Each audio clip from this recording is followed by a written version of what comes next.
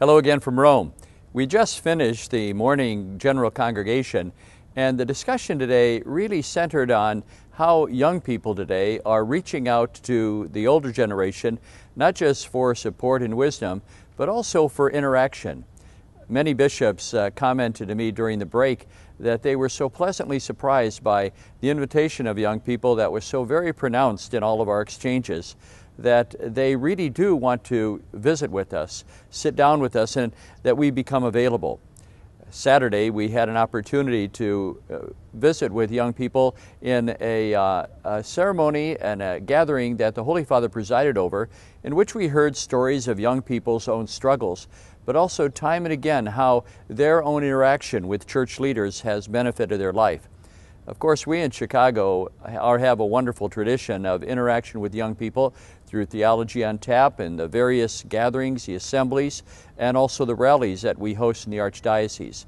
So I believe that what we're doing already is so very important, not only for young people, but also the life of the Church.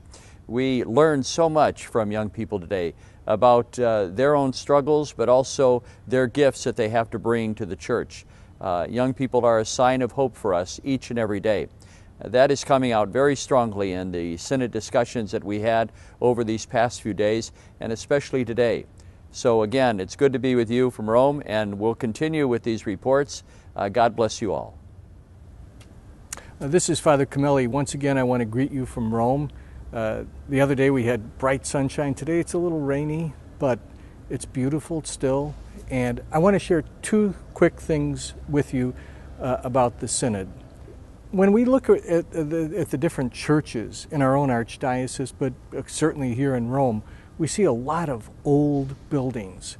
And sometimes when we're in church and we look around, we see a lot of old people. And I don't want to discount them because I would be discounting myself.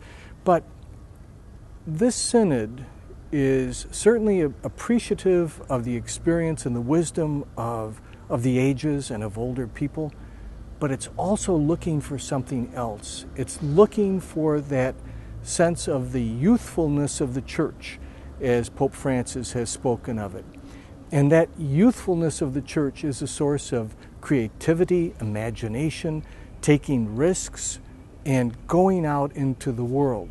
So, rediscovering the youthful dimension of the Church is ever young and ready to move forward. That's an essential part of this Synod.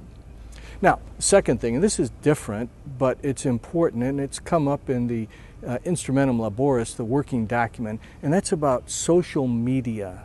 And certainly when we talk about young people and their experience, they live in an electronic age, they've grown up with gadgets and so forth. And this is a very valuable way of connecting. But there's also a problem, because as much as that electronic media can connect people with one another, it can also isolate them.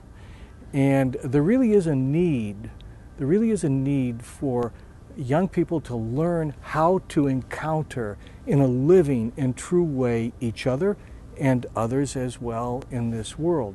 And that's one of the hopes, that the Church can be a place where young people can engage each other and others in a culture of encounter, really meeting. So those are a couple of thoughts that may help you to understand some of the orientation and direction of the Synod. So thank you again.